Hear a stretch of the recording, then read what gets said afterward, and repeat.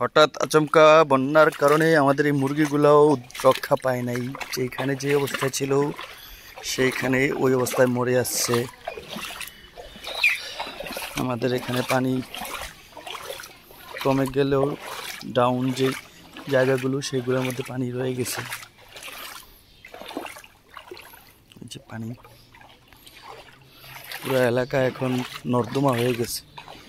যত সব ময়লা আবর্জনা সব জায়গায় জায়গায় জমা হয়ে আছে।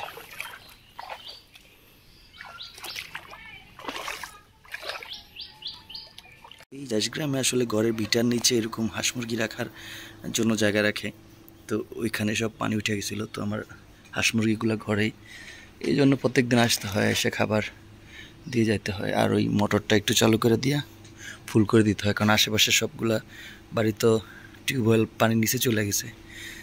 তো মোটর ছাড়া তো পানি, মোটরের পানি যেগুলো ওইগুলো পরিষ্কার ওঠে, আবার যে মোটরগুলো পানির নিচে চলে গেছিলো ওইগুলো ময়লা পানি ওঠে। আর আমাদের ঘরটা আমরা এই ঘরটা বানাইছি একটু অনেক উঁচু, দেখতেই পাচ্ছেন কত উঁচু, সবার চেয়ে একটু আলাদা। সবার ঘর অনেক নিচে, আমাদের ভিটগুলা অনেক উঁচু করে বানাইছি, এই জন্য আমাদের এখানে পানি আসতে পারে নাই। বাকিগুলোতে সবার ঘরে পানি চলে গেছিলো। এখন মেন আমাদের বন্যা হলে সবচেয়ে যে ইম্পর্টেন্ট জিনিস সেটা হলো পানি। সবচেয়ে বড় সংকট হয় পানি, কিন্তু ত্রাণ, খাবার, শুকনো খাবার এইগুলো তো অনেক।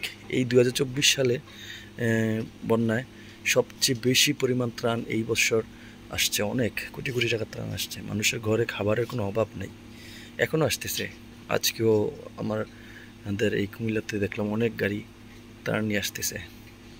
কিন্তু সমস্যা হলো পানি, গোসল করা, খাবার খাওয়ার পানি, এইগুলো হলো সবচেয়ে বেশি সমস্যা। তো আল্লাহর অশেষ রহমত যে আমাদের মোটরটা ভালো আছে, তো এই জন্য মানুষদেরকে পানি দিয়ে উপকার করতে পারতেছি। ভিউয়ার্স দেখেন পানি চলে গেছে, হ্যাঁ, কিন্তু এই যে দেখুন পানির সাথে যে কচুরিপানা আসছিল উঠানে, কি করে গেছে বাড়িঘরের সামনে। পানি এখনো আমাদের ওইখান পর্যন্ত। আর আমরা যখন পানি হয়েছিল হঠাৎ করে, তখন তো আমাদের সাথে কিছু নিতে পারি নাই। এই যে আমাদের মুরগি রাখার জায়গা, এখানে দেখেন মুরগি এখানে মরে সবগুলা বুঝে আছে। আজকে অনেক দিন পর, প্রায় 10 দিন, যতদিন বন্যা হয়েছে এরপরে আজকে আমরা আসলাম। এখন আসলে বন্যা পানি চলে গেছে সেটা তো ঠিক আছে, কিন্তু এখন যে কি এই কুমিল্লা গ্রামেরগুলোর যে অবস্থা, ক্ষয়ক্ষতি, সেগুলো এখন বেশি উঠবে। এই যে উঠানে দিয়ে হাঁটা চলা বন্ধ, এক ঘর থেকে অন্য ঘরে যাওয়ার রাস্তাও বন্ধ। সো পানি থাকলে মানুষ থাকে পানিবন্দী, এখন পানি চলে গেছে তারপরে মানুষ গৃহবন্দী।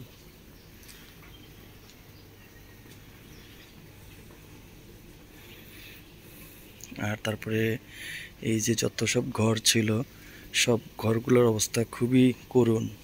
মানে এগুলোর ঘরগুলোর মধ্যে থাকা এখন রিস্ক। প্রত্যেকটা ঘর ভিতর দিয়ে ফেটে গেছে, একদিকে প্রায় ঢেলে গেছে প্রত্যেকটা মানুষের, সবার ঘর। এই যে ঘরগুলোর শেষ, এগুলো আসলে টেকসই না, থাকার উপযোগী না, যে কোনো সময় ভেঙে পড়ে যাবে। এই যে বিল্ডিং ঘরগুলো, আমাদের এই বিল্ডিং ঘরগুলোর ভিতরে প্রচুর পরিমাণে ফেটে গেছে। এই যে এটা একটা রাস্তা,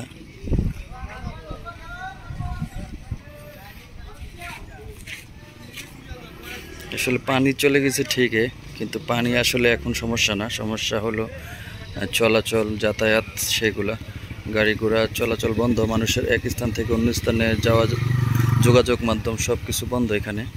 পানি কিছু এলাকা কমে গেল, গভীর এলাকাগুলোতে, নিচু এলাকাগুলোতে এখনো পানি রয়ে গেছে। মানুষ হেঁটে হেঁটে এই এলাকা থেকে ওই এলাকা যাচ্ছে। আসলে কোটি কোটি টাকা তো রাস্তাঘাট তো শেষ, তারপরে মানুষের ফসলের জমি, পুকুর যা ছিল সব শেষ। ঘরবাড়ি আসলে যেগুলো ভাঙা পড়ে না, এগুলো এখনও পানি যাওয়ার ফলে দেখা যাচ্ছে যে ভিতরে সবগুলো ঘরবাড়ির অবস্থা, কন্ডিশন খারাপ, ভেঙে যাচ্ছে, ফেটে গেছে। তো অনেক ক্ষয়ক্ষতির, যেগুলো আসলে হিসাব করার মতো না। পানি যখনই আস্তে আস্তে আরও সরা শুরু করবে তখন আরও বেশি বোঝা যাবে ক্ষতিটা আসলে সরকারের কীরকম ক্ষতি হচ্ছে, মানুষের পার্সোনালি অনেক রকমের ক্ষতি। এই বন্যায় সবচেয়ে ক্ষতি হয়েছে আমাদের, সবার ঘরে এরকম অবস্থা।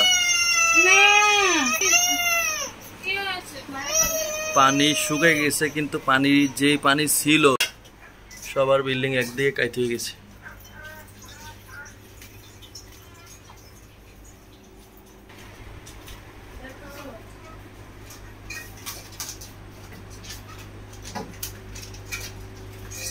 আরে বাল